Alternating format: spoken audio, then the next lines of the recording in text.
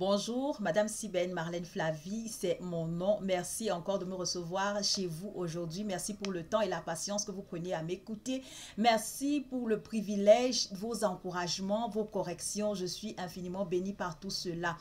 N'hésitez pas à partager cette vidéo encore aujourd'hui et surtout, si vous ne vous êtes pas encore abonné à ma chaîne, n'hésitez pas à le faire. Alléluia. Je veux continuer et achever mon partage sur la bonne nouvelle. Aujourd'hui, c'est la 7e partie. Et avant la 7e partie, j'aimerais juste rappeler que Jésus-Christ n'est pas resté sur terre après sa résurrection. Il s'en est allé vers son Père pour nous préparer une place. Ce n'est pas un sauveur égocentrique que nous avons. Au contraire, c'est un sauveur qui est altruiste. Il voudrait que là où il est, nous y soyons aussi. Il reviendra nous chercher. Tous ceux-là qui auront cru en lui, il reviendra nous chercher. Le Seigneur Jésus-Christ s'en est allé et il a dit avant de partir qu'il ne nous laisserait pas orphelins. Il allait nous envoyer le Saint-Esprit. Le Saint-Esprit est bel et bien descendu. Tous ceux-là qui croient ont eu le privilège de le recevoir. Jésus-Christ s'en est allé également vers son Père. D'après Romains 8, le verset 34, ça c'est Paul qui parle, l'apôtre Paul, qui dit Jésus-Christ s'en est allé pour intercéder pour nous. Donc actuellement, il intercède pour nous. Et la joie de cela, c'est qu'il n'est pas seul à le faire. Dans Romains 8, le verset 26, plutôt, l'apôtre Paul nous révèle également que nous ne savons pas comment prier, mais que le Saint-Esprit intercède pour nous par des soupirs inexprimables dont nous avons un, Jésus et deux, le Saint-Esprit qui intercède pour nous. Alléluia, c'est une bonne nouvelle. Nous avons dit que le Saint-Esprit est Dieu.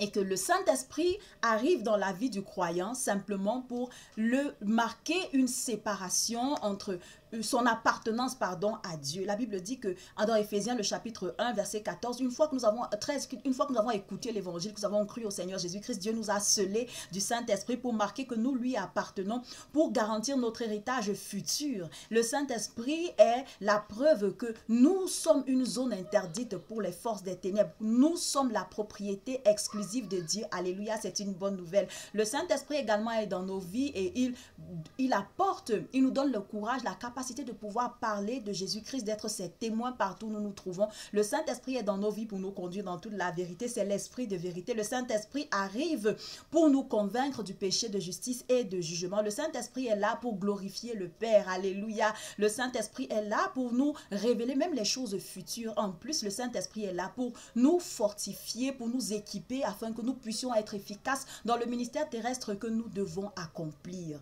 Rappelons-nous, nous sommes de passage sur cette terre. C'est une bonne nouvelle. Aujourd'hui, j'aimerais achever avec la 7e partie que j'intitule le second retour de Jésus-Christ. Nous avons parlé de sa venue et maintenant nous sommes rendus à son second retour. Jésus-Christ reviendra. Il n'est pas allé rester pour de bon vers son Père, chez son Père. Il est allé, rappelez-vous, nous préparer une place. Donc, il reviendra. Son retour est des plus imminents. Qu'est-ce qui nous rassure? Dans Luc, le chapitre 18, le verset 8, Jésus-Christ pose une question à ses disciples après les avoir encouragés à persévérer dans la prière parce que Dieu est prêt à nous écouter et il veut nous exaucer une fois que nous prions dans le nom de Jésus-Christ avec cette confiance. Maintenant, il pose la question à ses disciples. Lorsque le Fils de l'homme reviendra sur terre, trouvera-t-il encore la foi? Ça, c'est la preuve que Jésus-Christ reviendra sur terre. Également, il y a un autre passage dans le livre des Actes, Actes le chapitre 1, le verset 11, où les disciples étaient en train de regarder Jésus-Christ en allant vers son Père et ils étaient ahuris, ils étaient comme étonnés. Et puis, deux hommes, la Bible nous dit, voici deux hommes vêtus de blanc qui leur apparurent. Dans Actes le chapitre 11, Actes le chapitre 1, pardon, le verset 11, il est dit, et disant, ils leur dirent, pardon, hommes galiléens, pourquoi vous arrêtez-vous à regarder au ciel? Ce Jésus qui a été enlevé au milieu, qui a été enlevé, pardon, au ciel du milieu de vous, viendra de la même manière que vous l'avez vu allant au ciel. Jésus-Christ reviendra définitivement. Ça, c'est quelque chose de sûr.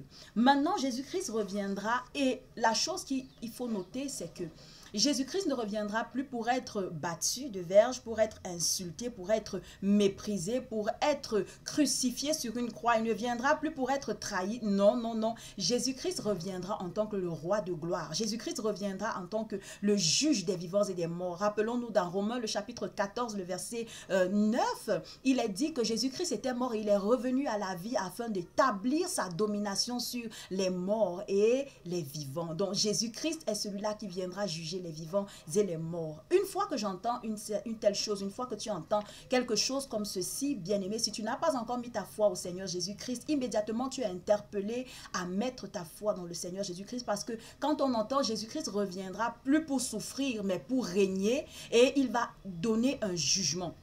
Dans Jean, j'ai beaucoup aimé ce passage, dans Jean le chapitre 3, le verset 19 nous parle de ce jugement. La Bible dit, au verset 18 plus haut, que celui qui croit en Jésus-Christ n'est point jugé, mais celui qui ne croit pas est déjà jugé parce qu'il n'a pas cru au nom du Fils de Dieu. Bien-aimé, tu es interpellé à croire. Et c'est quoi ce jugement? Et ce jugement, c'est que, verset 19 de Jean, le chapitre 3, c'est que la lumière étant venue dans le monde, les hommes ont préféré les ténèbres à la lumière parce que leurs œuvres étaient mauvaises.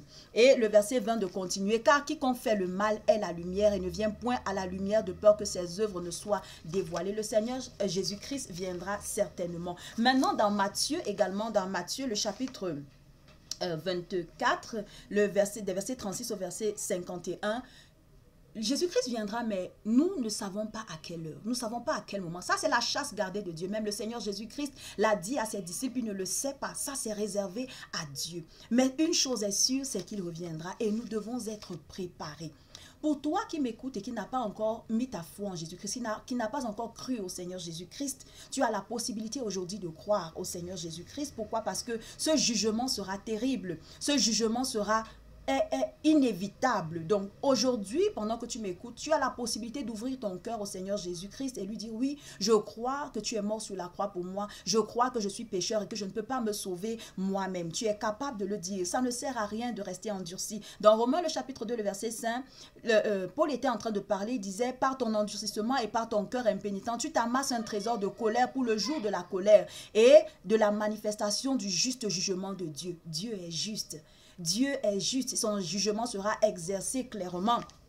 Et puis, il est important que nous sachions que ce jour de colère, toi qui m'écoutes aujourd'hui, qui n'as pas encore placé ta foi en Jésus, tu peux l'éviter en croyant, en invitant Jésus-Christ à entrer dans ta vie, en le recevant comme ton sauveur et Seigneur personnel. C'est une bonne nouvelle, tu peux échapper à ce jugement de colère. Ne méprise pas, je t'invite aujourd'hui à ne pas mépriser, comme Paul invitait ses frères dans le passé, à ne pas mépriser les richesses de la bonté de Dieu, à ne pas mépriser sa patience et sa longanimité.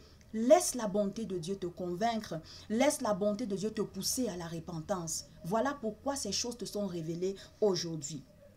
Donc, et 1 Pierre, le chapitre 4, pardon, 2 Pierre, le chapitre 3, le verset 7 nous dit que les cieux et la terre d'à présent, les cieux et la terre d'à présent sont gardés et réservés pour le feu, pour le jour du jugement et de la ruine des hommes impies, des hommes pécheurs. Qui est l'impie? L'impie, c'est celui-là qui marche selon la convoitise de son cœur. L'impie, c'est celui-là qui murmure, qui se plaint de son sort, qui se plaint de sa situation. L'impie, c'est celui-là qui a des paroles, qui profère des paroles mensongères, des paroles hautaines. L'impie, c'est celui-là qui admire le pécheur, qui admire des hommes, des personnes par motif d'intérêt. L'impie, c'est celui qui n'a pas la crainte de Dieu. C'est celui-là qui reste attaché au mal. Bien-aimé, pendant que tu écoutes cette bonne nouvelle aujourd'hui et que tu entends que Jésus-Christ reviendra plus pour être jugé, plus pour être crucifié, mais pour juger, tu gagnes à croire au Seigneur Jésus-Christ aujourd'hui. Donc, la venue du Seigneur Jésus-Christ qui est certaine va pousser le non-croyant à s'abandonner au Seigneur Jésus-Christ, à lui dire oui, j'ai besoin de ta miséricorde, oui, j'ai besoin de ton pardon. Rappelons-nous, Romains 3, le verset 3 dit, tous ont péché et sont privés de la gloire de Dieu. Et Romains 6, le verset 23, la partie A dit, le salaire du péché, c'est la mort. Et la partie B, alléluia, dit, mais le don gratuit de Dieu, c'est la vie éternelle par notre Seigneur Jésus-Christ. Place ta foi en Jésus-Christ aujourd'hui.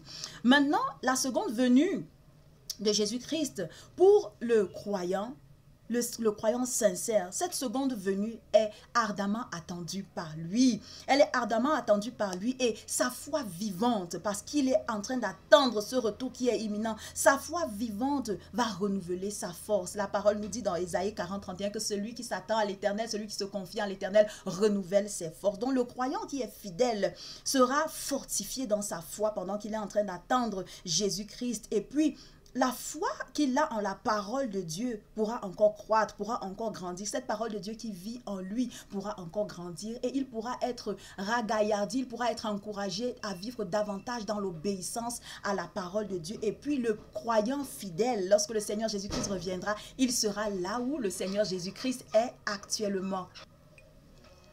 Alléluia, c'est une bonne nouvelle. Qui ne veut pas être là où le Seigneur Jésus-Christ est actuellement? Bien-aimé, je t'invite aujourd'hui, si tu n'as pas encore cru au Seigneur Jésus-Christ, à croire. Mais si tu l'as déjà fait, à te réjouir dans une attente qui est imminente de la venue prochaine de notre Seigneur Jésus-Christ. La parole de Dieu nous fait savoir que celui qui cache ses transgressions, dans Proverbe 28, le verset 13, celui qui cache ses transgressions ne prospère pas, mais celui qui les avoue et les délaisse obtient miséricorde. Choisis d'obtenir miséricorde aujourd'hui. Choisis de soumettre ta vie au Seigneur Jésus-Christ aujourd'hui et tu ne le regretteras pas. Plusieurs passages dans Apocalypse nous parlent du sort des méchants. Apocalypse 21, le verset 8 par exemple dit, mais pour les lâches, les incrédules, les abominables, les meurtriers, les impudiques, le meurtrier c'est celui-là qui hait son frère, les meurtriers, les impudiques, les enchanteurs, les idolâtres et tous les menteurs, leur part sera dans les temps ardents de feu et de soufre, ce qui est la seconde mort. Alléluia. Hébreux 9, le verset 27 nous dit, et comme il est réservé aux hommes de mourir une seule fois, après quoi vient le jugement. Bien-aimé, le jugement est imminent. Le second retour de Jésus-Christ accompagnera ce jugement. Tu peux choisir aujourd'hui de ne pas faire face à ce jugement. Tu peux choisir aujourd'hui d'être parmi ceux-là qui régneront avec Christ dans un monde où il n'y aura ni pleurs, ni larmes, où il n'y aura plus de douleur, plus de peine. Un monde où l'Éternel sera la lumière, l'Éternel sera le Dieu de la Nouvelle Jérusalem. Rappelons-nous, le monde dans lequel nous vivons va passer, c'est certain. Il passera certainement. Et la parole de Dieu nous l'a dit à suffisance que le ciel et la terre passeront, mais les paroles de l'Éternel ne passeront pas. Également dans Matthieu, le chapitre 11, verset 28 à 30, c'est Jésus-Christ qui parle. Il dit, venez à moi, vous tous qui êtes fatigués et chargés, et je vous donnerai du repos. Il dit, prenez mon joug sur vous et apprenez de moi, parce que je suis doux et je suis humble de cœur. Et vous allez trouver du repos à mes côtés. Mon joug est doux, mon fardeau est léger. Faites confiance à Jésus-Christ. Je veux m'arrêter ici aujourd'hui et faire confiance que toi qui m'écoutes, qui n'as pas encore dit oui à Jésus, tu pourras dire oui à Jésus. Dieu t'aime d'un amour sûr, pur, profond, désintéressé et incomparable. Voilà pourquoi il a envoyé son Fils Jésus-Christ sur terre afin qu'il puisse mourir pour toi. Par les meurtrissures de Jésus-Christ, si tu crois en lui, bien-aimé, tu es guéri, pas simplement spirituellement, mais tu es guéri également physiquement. Tu peux prospérer à tous égards parce que ton âme prospère puisque tu es connecté au Seigneur Jésus-Christ.